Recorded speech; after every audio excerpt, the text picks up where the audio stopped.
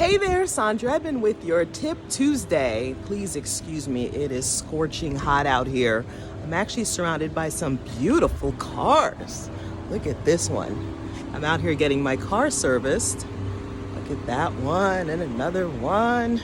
You know, my favorite is the Panamera though. Love the Porsche Panamera. Whew. That's not mine. I have a Cayenne, but still very, very beautiful cars. But anyway, I'm out here to do a Tip Tuesday because life goes on. I was driving my car and then all of a sudden I just left the house and all of a sudden the coolant light came on. It said to add coolant. So this happened again on Saturday. I added coolant and now it happened again on today.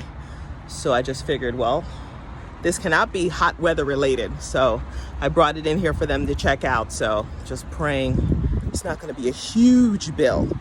You know, these cars are very expensive to maintain. So anyway, Tip Tuesday. I want today's tip to be, do not discount vacant land. I've got a wonderful, amazing story I'm about to share with you guys. We're going to shoot a video on it this afternoon and probably post it tomorrow about some news on vacant land. However, when I first got started in 2004, didn't have a ton of money, so the most affordable properties to buy were vacant land. So we started buying a bunch of vacant land and flipping them. And I'm telling you, I flipped vacant land like they were pancakes, like they were hotcakes. Just flipped a bunch of them, bought them for like $3,000, sold them for 10 or 15. Some of them were on payments.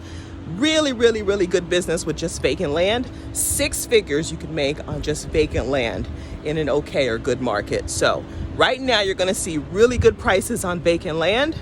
Don't discount vacant land. Check the comps, see what they're worth. If you're going to buy it and be able to make money, then do it. All right. So anyway, I'm going to keep my tip short today because it is hot out here. And I had my mask on because I was inside, but I just came out. But let's go ahead and continue to take in the beauty of this Panamera behind me. I think that might be my next car. If I get rid of my Cayenne, I think I might want a Panamera, but there's more room to carry stuff in a Cayenne.